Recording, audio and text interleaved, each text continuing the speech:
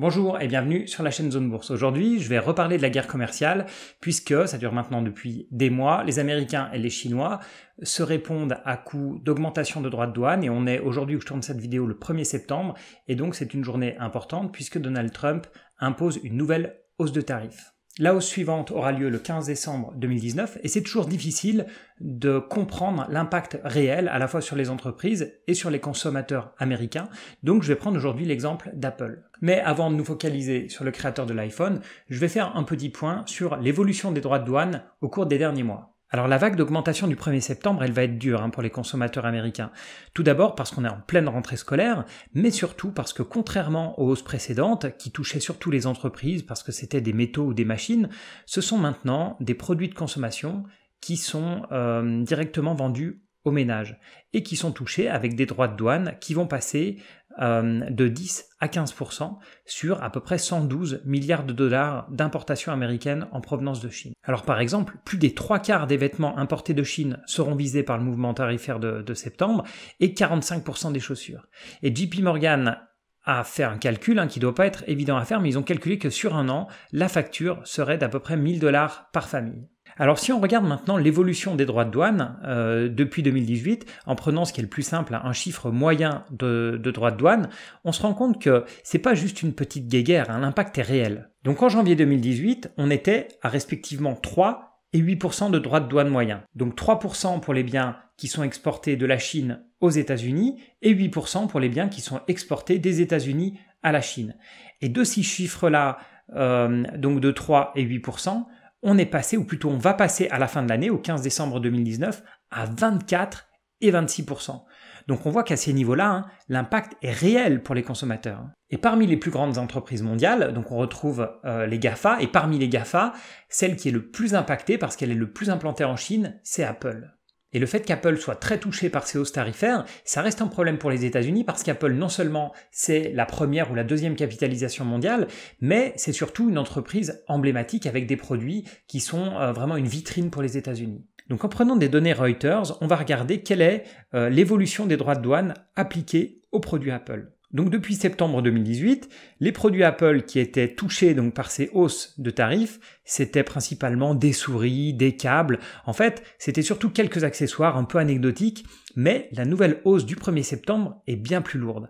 Parce que la hausse du 1er septembre, elle va toucher l'Apple Watch, elle va toucher les iMac, les iPods et les AirPods. Alors bien sûr, la grande question pour Apple et le gros impact financier, il concerne les iPhones, qui représentent, je vous le rappelle, plus de la moitié de ses revenus.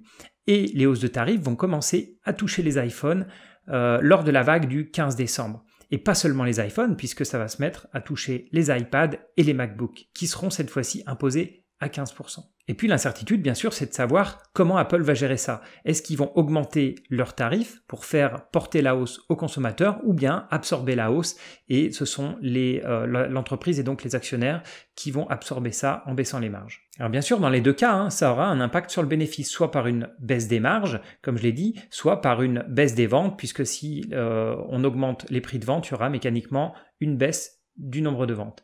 Et c'est pour ça qu'Apple fait du lobbying intensif auprès de Trump depuis des mois.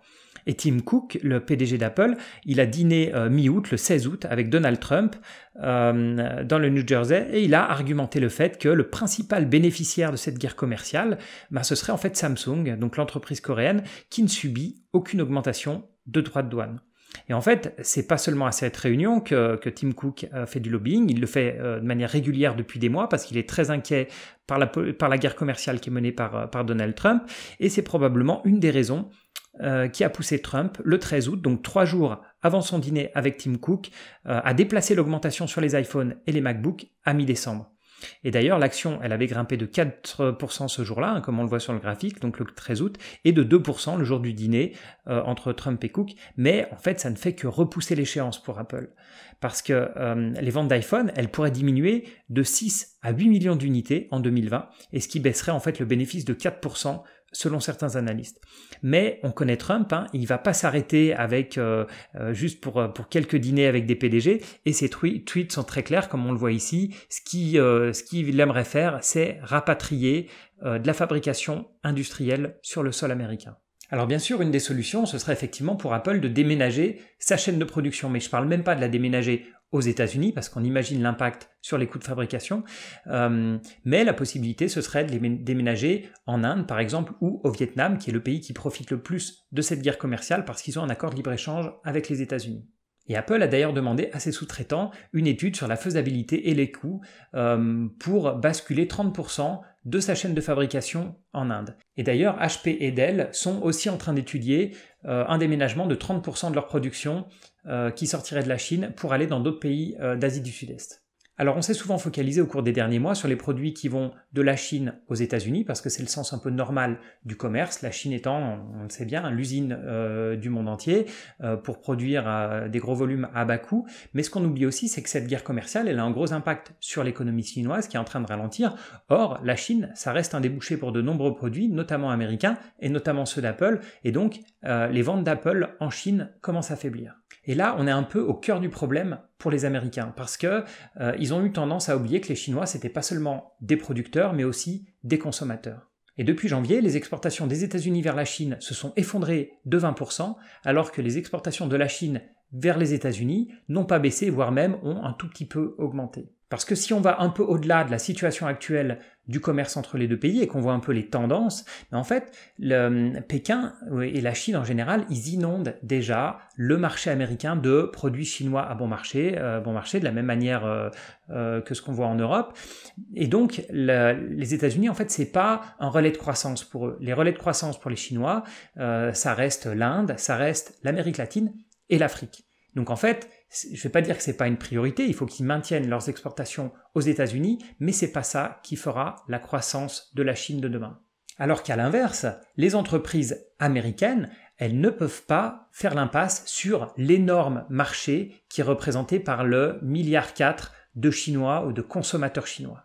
Alors dans les prochaines semaines et les prochains mois, ça va être très intéressant de voir ce bras de fer évoluer entre les États-Unis et la Chine, et de voir notamment monter la pression envers Donald Trump, pression qui va venir des consommateurs, des entreprises, des actionnaires, parce que on va avoir une valse des étiquettes de tous les produits qui sont touchés par les importations chinoises, avec des impacts qui sont non négligeables, et donc on va voir comment Trump va répondre à cette pression.